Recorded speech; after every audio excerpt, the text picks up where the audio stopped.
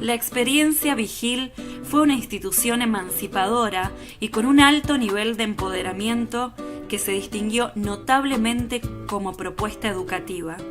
De dimensiones hasta el momento desconocidas en Latinoamérica, su cultura institucional formó parte de una construcción sociocultural que enalteció a la educación, garantizando derechos a centenares de niños, niñas y jóvenes. Sus fundadores supieron entender las necesidades de distintos sectores populares para finalmente dar respuestas alojadas en su comunidad educativa. Escuela Constancio Vigil, un sueño compartido.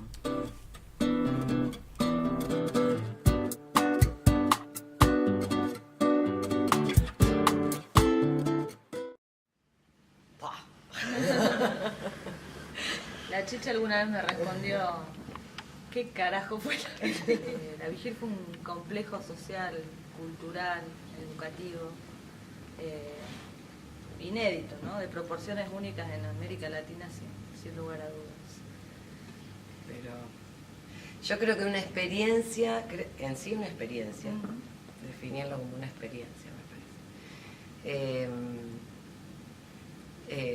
Basada, bueno, como dice Natalia, por un lado, una construcción sin prejuicios y valorizando, digamos, precisamente los valores, valga la redundancia, del grupo de gente, de seres humanos, digamos, del barrio. Digamos, eso es, y poner en práctica esos valores y construir a partir de esos valores y principios. Y sí, como una experiencia, sin prejuicio. Sí, y aparte, yo siempre lo que me interesa recalcar que cómo se hizo también y las dimensiones que adquirió, ¿no? Porque se hizo bien desde abajo, se hizo por fuera del Estado, con margen de autonomía muy alto y como un hecho popular de un barrio que después alcanzó dimensiones para toda la ciudad, incluso para el país, y muchas veces está la comparación y los alcances y el reconocimiento que tuvo en los años 60 y 70, incluso en Latinoamérica. Eso también me parece que es un hecho destacado, cómo se fue construyendo. ¿Y cuáles consideran ustedes que fueron los principales logros de la Vigil? Para mí, sin lugar a dudas, el nivel de democratización que alcanzan con su obra.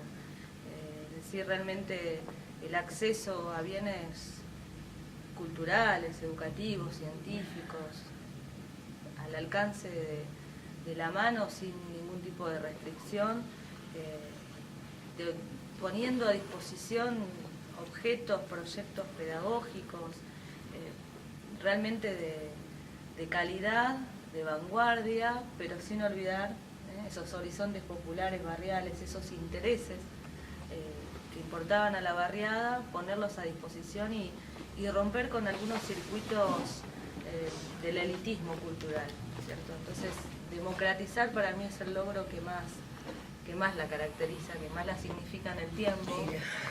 Bueno, logros fueron muchos, sí, uno sí. Por un lado lo de Natalia y demás, pero sí me parece hasta visto hoy también, ¿no? Esto de que es posible otro modo de construcción. Es posible construir de otra manera, llevar adelante los principios, digamos, ponerlos en práctica, digamos, eso es un logro también.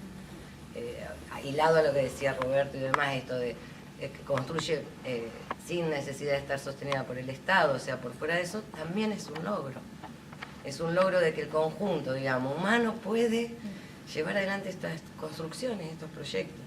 Eso en sí, visto hoy, es un logro importante. Y sí también padeció lo mismo que padecen este tipo de construcciones, más chicas además, que es la estigmatización por parte de los poderes dominantes u opresivos que estigmatizan en un determinado momento con la acusación de que, bueno, se robaron todo, fueron marxistas, algo había, no ve que esto, bueno, no demostrable, por supuesto, y que penetra, digamos, a través de medios y demás, y de la censura en su momento, en la duda sobre estas construcciones, que es lo que generalmente se impone desde determinados sectores. Y bueno, estamos sobreviviendo a todo eso, ¿no? La resistencia también es un logro. El criterio, esto que fue democrático y popular, Y vos lo podés ver en todas las actividades que desarrolló la biblioteca en su momento. Desde brindarle, por ejemplo, tener material bibliográfico de primer nivel con el cual, por ejemplo, muchos pudieron cursar sus estudios universitarios. Y hoy lo vemos con un montón de gente que vuelve a la biblioteca y te dice, yo estudié, me recibí de médico, de abogado, lo que fuera, por los libros de la biblioteca. Puntualmente respecto del proyecto pedagógico, ¿cómo surge? Surge fundamentalmente, siempre lo decimos y lo dicen también los que han participado en su momento, los fundadores, para dar respuesta a la necesidad. Lo que se empieza a ver en la biblioteca, porque esto fue primero una biblioteca popular, que los chicos iban mucho a la biblioteca a hacer la tarea de más, lo que hoy se llama apoyo escolar, y bueno, y ahí surge la necesidad de abrir un jardín de infantes. Entonces, esa necesidad de dar respuesta, siempre teniendo en vista, digamos, esto, creo que va orientando el proyecto educativo, que en sí siempre dice, bueno, la Checha, que no tenían un proyecto en realidad, ni tampoco era un sistema o un método, sino que utilizaban todo aquello que tenían a su alcance sobre, por decirlo así, teorías pedagógicas, lo que fuera. Método, todos los métodos. Claro, el sistema y todos los sistemas, eso. No hay sistema, pero hay todos los sistemas. En la respuesta y en esta necesidad creo que surge de incluir. Esto que se hablamos hoy de la inclusión y demás, era natural, porque era en el barrio, y los chicos que estaban eran los del barrio, y había que trabajaban, digamos, en ese sentido. Y bueno, y así se va ampliando, porque la siguiente necesidad que plantea el barrio es la escuela secundaria. Entonces era jardín de infantes y escuela secundaria, que en ese momento no había escuela secundaria como hoy, que es obligatorio y es necesario abrir en distintos lugares de la implícito ciudad. este pedido, o sea, ¿los vecinos querían o fue una lectura de la comisión? Es las dos cosas, Las dos cosas lectura totalmente. y también mucha charla, era mucha comunicación la vigil, mucha comunicación natural, permanente. Claro. Eso es la inserción, digamos. Responden a lo que era necesario, digamos, que le pedían. Por eso, escuela primaria había, estaba la República del Perú enfrente, ¿está? Entonces lo que no había era... Había secundarias privadas y confesionales, Claro. eso es lo que había Claro. en toda la jurisdicción. Claro. Hacía falta una escuela Difícil secundaria. Y si no era al centro, directamente. Sí, Claro. Y después, Porque bueno, somos por eso se completa, por eso es posterior la apertura de la escuela primaria, para completar precisamente el ciclo. No, pero dijiste algo que es clave al presente, porque Gil de alguna manera logra, con todas las deudas, y si la hubieran dejado, ¿no?, seguir en el tiempo, una deuda que hoy es un desafío enorme, que es la inclusión con calidad, ¿no? Porque vamos detrás todavía, con todo lo que falta, por la inclusión educativa, por la llegada de esos sectores desde la alfabetización a la universidad, y la Vigil logra incluir, pero con un nivel de calidad pedagógica interesante. Un circuito pedagógico logran muy, no solo ecléctico en el sentido de que toman diferentes métodos y sistemas, sino muy diverso. Ellos, para mí, lo que hacen el proyecto es romper, digamos, el espacio áulico. Las aulas se extienden a todo lo que ellos llamaban el parasistema educativo. Las aulas también es el museo, es la universidad popular, es ese observatorio astronómico con ese tajo en el cielo que rompe, digamos, la representación, rompe lo chato, lo parejo. ¿Creen que Vigil hizo aportes a la educación en general, a la educación tradicional en esos momentos? Honestamente creo que no. Creo que estaba en una situación muy insular, ¿no? Era una isla, creo que no. Eso hubiera sido cuestión de tiempo. Creo que es ahora donde uno trae un buen puñado de lecciones que deberían ser repensadas para la escuela común, para la escuela pública. Pero en su momento creo que trabajó muy sola, haciendo relaciones y nexos importantes con la universidad, con otras experiencias escolanovistas, trabajando muy fuerte en su comunidad, pero no pudiendo traducir eso para mí a la escuela pública, al sistema educativo santafesino.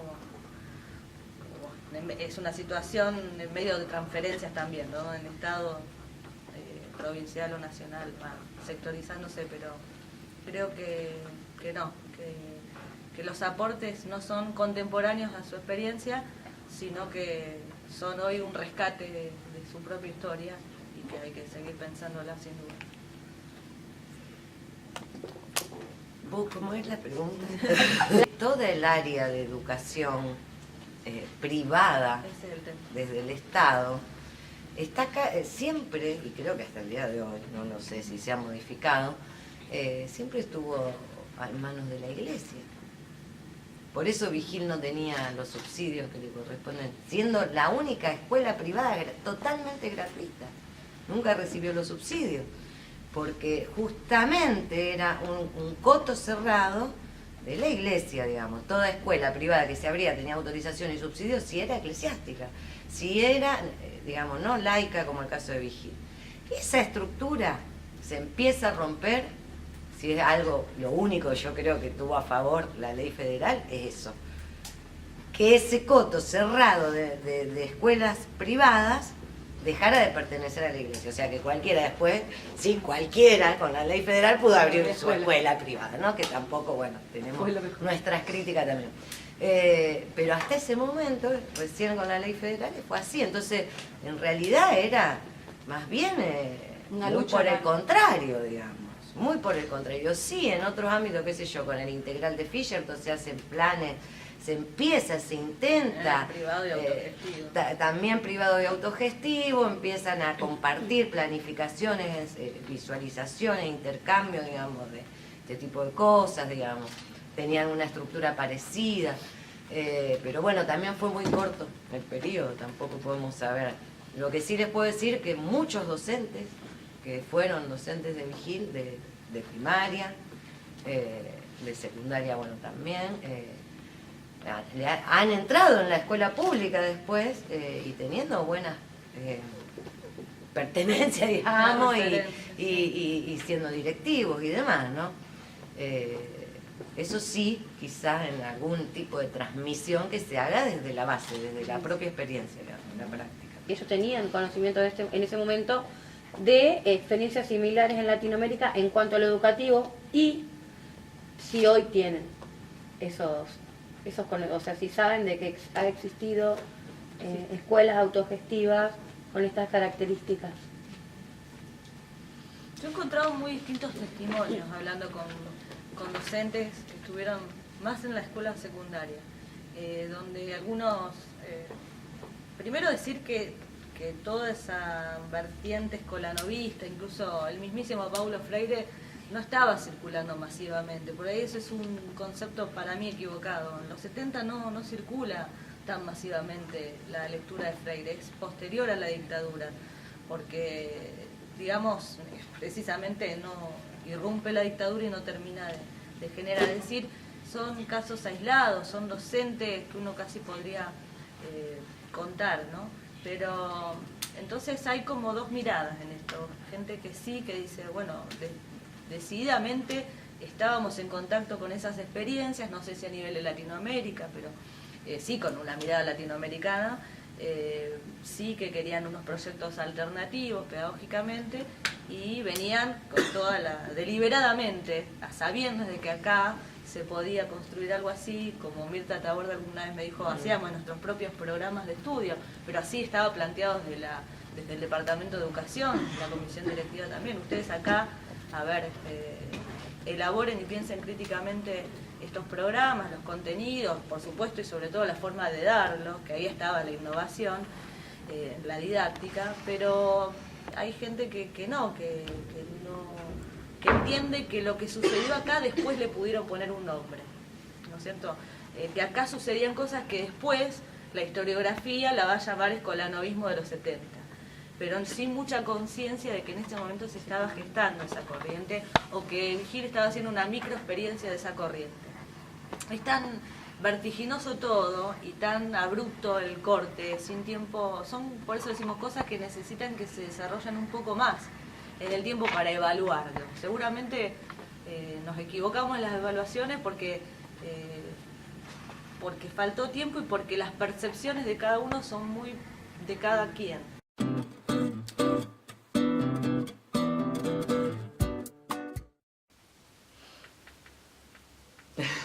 Hay que preguntarle a la vigilia. Hay que preguntarle a la vigilia. El fantasma de... ¿Qué sueña la vigilia?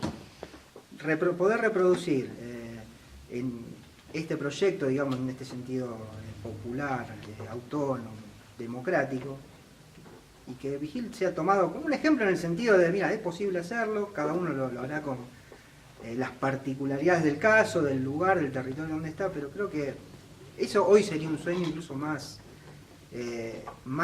cercano que el otro, que a lo mejor recuperar la dimensión de lo que tuvo, porque el país es otro, las condiciones son otras, y en todo caso sí aportara desde nuestro lugar a que algunas de esas condiciones que estaban, por lo menos desde el aspecto social y cultural, podamos acercarnos. Pero bueno, es paso a paso eso, y es un proyecto que, como todo lo que se plantea desde la educación y la cultura, tiene sus tiempos. Sí, no sé si se llama proyecto, no sé, el sueño así por decirlo, digo, yo por pensar así, que me obligan a pensar en un sueño, es más que nada esto, que en síntesis, que sea realmente herramienta social del barrio y la ciudad, en principio. Lograr esa comunicación de que sea realmente la institución una herramienta, no el fin institucional en sí, porque una institución en sí no dice nada, sino que realmente esa institución sea herramienta de construcción social, de lo que se proponga, digamos, socialmente el barrio y la comunidad para llevar adelante. Eso sería.